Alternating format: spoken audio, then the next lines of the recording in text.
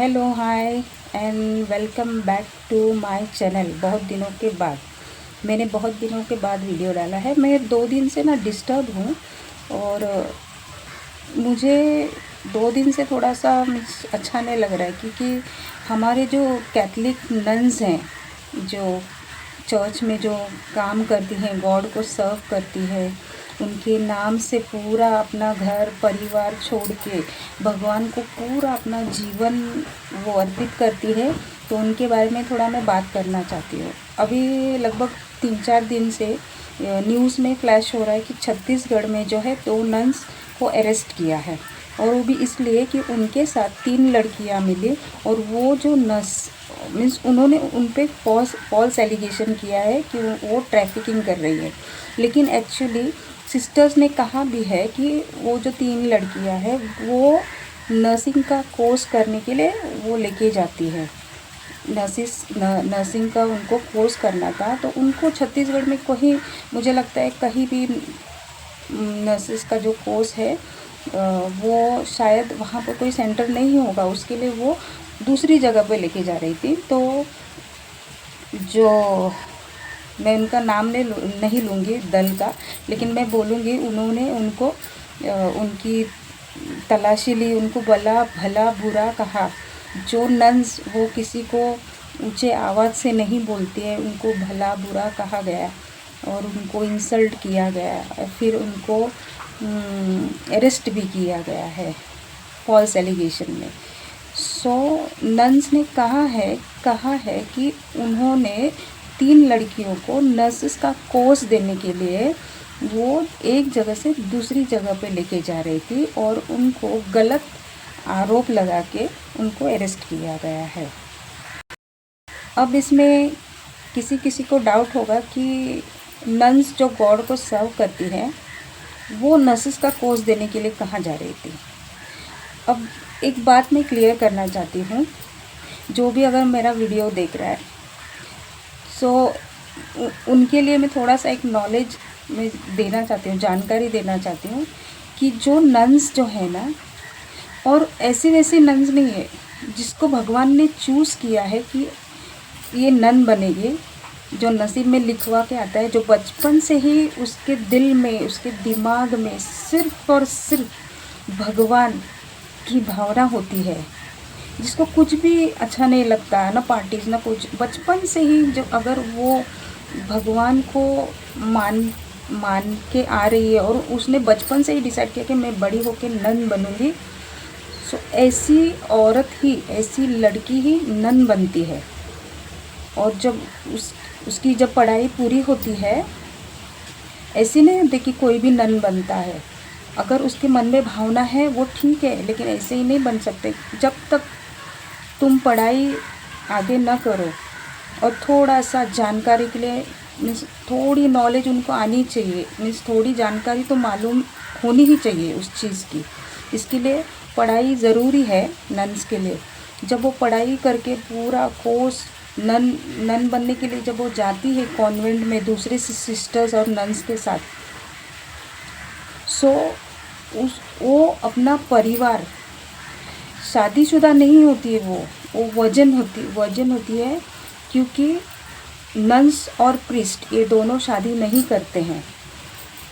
Priest भी bachelor होता है, अगर प्रीस्ट जो फादर्स होते हैं वो भी बचपन से वही भावना लेके जो आते हैं आगे वही फादर्स बनते हैं, प्रीस्ट बनते हैं।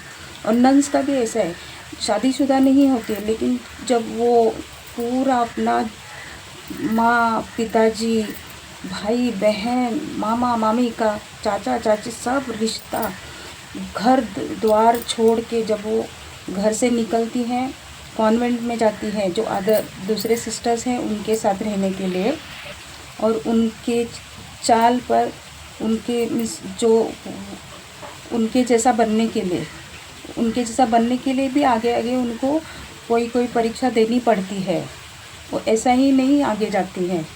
जब वो परफेक्ट नन बनती हैं तब वो पूरी तरह से भगवान की हो जाती है। अब भगवान का होना यानी ऐसा नहीं कि 24 घंटा चर्च में जाओ और उस भगवान के सामने बैठो गाओ भजन करो, ये नहीं होता है।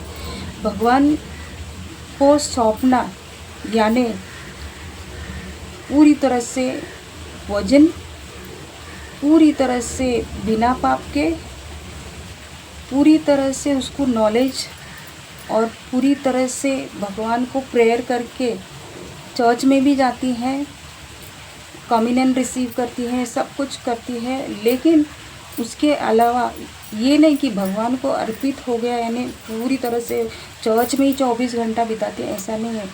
उनको चर्च में जाके प्रेयर करके फिर वो जब कॉन्वेंट में अपने आती है, उनके कॉन्वेंट में सिर्फ़ और सिर्फ दूसरे नन्स होती हैं, कोई मेल नहीं होता वहाँ पर, सिर्फ और सिर्फ वुमेंस नन्स।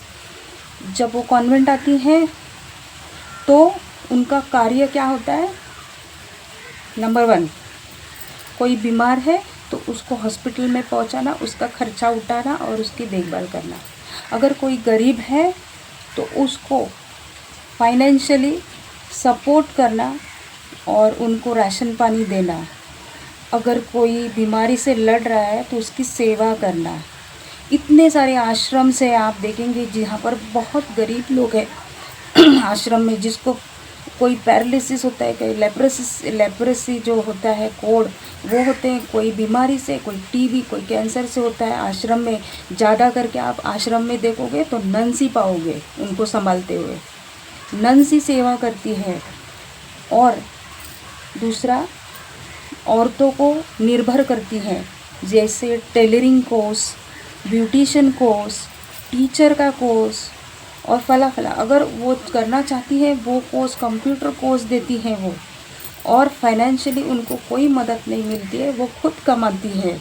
कोई नर्स जो है वो खुद जाके नर्सेस का काम करती हैं और फला जगह पे जाके ऑफिस में काम करती हैं। जब उनको 4 पैसा आता है तो वो पैसा वो कहीं ना कहीं वो दान करती हैं, यानी ऐसे कामों में लगाती हैं। मैं खुद एग्जाम्पल हूँ इसकी। मैंने जब काम छोड़ा, हाँ, तो मैंने जब काम छोड़ा 2015 में, मैं 20 साल से काम कर रही थी एक ऑफिस में। और जब मेरे लड़के का कुछ 12th में था, 2nd ईयर में, सो किसी कारणवश मैंने वो काम छोड़ दिया। तो काम छोड़ दिया तो मैं 6 महीना मैं घर में थी। और हम तो काम करने वाले लोग, 20 साल से तो काम कर रही थी मैं, तो मुझे तो आदत हो गई थी। तो मैं घर में बैठ के ना बोर हो रही थी। मेरे पति को मैंने बोला कि मैं बहुत बोर हो रही। तो मेरे पति ने कहा सिस्टर्स को कह दो, सिस्टर जो है हमारे चर्च में, उनको बोल दो ये बात कि वो आपको कहीं काम देख ले पार्ट टाइम। सो मेरे लड़के ने भी कहा।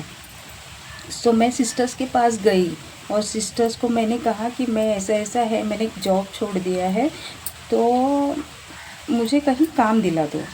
तो उन्होंने कहा उनका जो ये है, उनका एक संस्था होती है, सिस्टर्स की एक संस्था है यहाँ पर अलग से, जो सिस्टर्स ही काम करते हैं, फादर्स नहीं, सिस्टर्स की एक संस्था है हमारे यहाँ। उन्होंने कहा मुझे कि नैथलिन, would you like to work as a teacher, means आप हमारे संस्था में टीचर का काम करोगी क्या?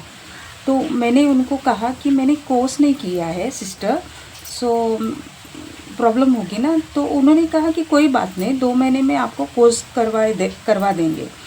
तो ऐसे उन्होंने मुझे उनके संस्था में, जो बालवाड़ी चलाती है, बालवाड़ी छोटे बच्चों लोग के लिए 50 से 60 बच्चे होते हैं उनके पास, सब हिंदूज़ होते हैं और कैथलिक नन्स उसको संभालती है। उन छोटे छोटे बच्चों को, 2-3 साल के बच्चे, इवन 6 महीने के बच्चों को छोड़ के भी औरतें ऑफिस जाती हैं, वो बच्चे भी संभालती हैं सिस्टर्स वो संस्था में।